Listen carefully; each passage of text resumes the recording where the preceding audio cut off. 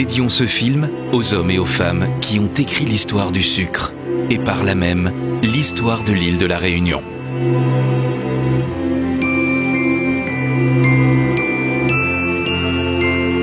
Viens où, mon garçon? Viens où? Oui, bébé. Attention, pas tomber. Ah, vous voulez bien? Pépé, comment c'était l'histoire de canne à sucre? Ah, c'était une longue histoire. Il y a près d'un siècle et demi, nos ancêtres sont arrivés d'Inde, de Madagascar et d'Afrique après l'abolition de l'esclavage en 1848. Cette période, on l'appelle l'engagisme. Les engagés devaient remplacer les esclaves. Il y a eu d'abord des Indiens, puis des Chinois, des Malgaches, des Comoriens, des Africains. Et c'est comme ça qu'est né le peuple métissé de la Réunion. Alors, ils étaient nombreux alors? Ah oui, ils étaient arrivés par bateau entier. Entre 1849 et 1859, le nombre d'engagés indiens a triplé. Ils étaient 37 000. À cette époque, on appelait la Réunion Île Bourbon en 1861. C'était mon arrière-arrière-grand-père. Pour arriver jusqu'à Saint-Leu, ils ont pris 8 heures de temps pour arriver à la maison de Monsieur Dussac, qui était propriétaire du domaine de la recouvrance.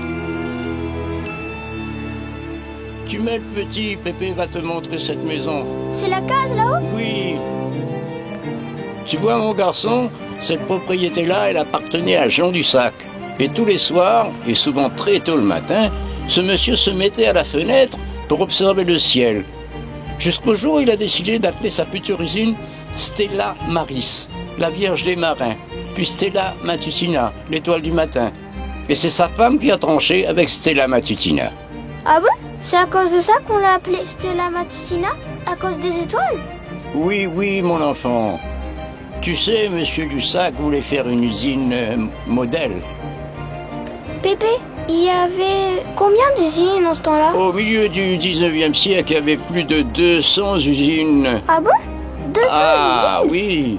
Tu sais avec quelle partie de la canne on fait du rhum? Non, Pépé, il boit pas le rhum, moi. Ben, si tu bois pas le rhum, moi, Pépé va te dire avec de la mélasse. Et le meilleur rhum, c'était ici à Stella. C'est en 1946 que j'ai commencé à travailler ici. Et c'était mon cousin Raymond Oscar qui travaillait comme chef mécanicien qui m'a fait entrer comme apprenti. Et alors, à cette époque, j'avais 14 ans. Ah bon, Pépé? Oula, comment se travaille à 14 ans? Ben oui, j'ai travaillé à 14 ans et pas payé pendant 1 an. Jusqu'à 15 ans, j'ai travaillé gratuitement. Tu sais, jusqu'en 1950, je travaillais sur les machines modernistes, très sophistiquées. Et à cette époque, tu sais combien je gagnais? C'était pas beaucoup, c'est 10 € au mois de notre époque. Mais Pépé, c'est pas beaucoup ça. Ouais, mais on avait des avantages. 5 kilos de maïs, une pinte de grains et une pinte de sel. Mais Pépé, le maïs, c'est pas pour les animaux ça? Ben oui, mon enfant, mais à ce moment-là, on mangeait n'importe quoi. Parce qu'on n'avait pas d'autres moyens. Pépé est un petit peu fatigué. Allons assise un petit peu là-bas.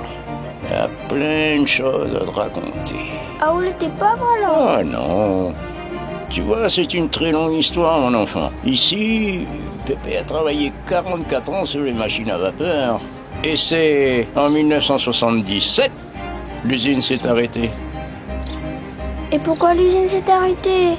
Parce qu'on a concentré les usines pour plus de rentabilité. Et pour nous, c'était une catastrophe. On avait le cœur brisé, on n'a rien pu faire. Et quelques années après, tu sais ce qu'elle est devenue, cette usine? Elle est devenue un musée. Et pourquoi ils ont transformé l'usine en musée? C'est pour qu'on n'oublie pas ni notre histoire, ni les hommes qui ont fait le sucre. Stella est le dernier représentant de cette histoire. À l'époque, ils avaient tout cassé. 2 ans plus tard, en 1991, Stella ouvrait. Il nous a fallu beaucoup de temps à tous avant de pouvoir revenir sur ce lieu, tu sais. Tu vois cette machine-là? Pépé a fait toute sa carrière pour réparer cette machine-là. Waouh, elle est grosse cette machine! Il paraît qu'elle va revivre dans le futur musée. Et comment tu le vois, ce futur musée? Plus moderne, Pépé, on est au 21e siècle. Ah bon? Mais comment tu vas faire ça? L'histoire, c'est l'histoire. Regarde, ça c'est Stella Matutina. On voit la mer et tous les champs de canne autour. Tu reconnais? Eh bien là, déjà, on ferait plein de travaux. On irait un musée tout neuf et on repeindrait tout en blanc. Comme ça, on se croirait dans le futur. Ouh là, mais tu vas loin. T'es dans les films, là. Ouais, dans un super film de science-fiction. Et toi, tu serais un super-héros. Ouh là. Là, c'est les machines que tu réparais. Tiens, regarde, ils vont expliquer comment tu travaillais. Ah bon? Tu vois, là on a le bassin. Eh bien, on ferait revivre les machines à vapeur de l'usine, Pépé.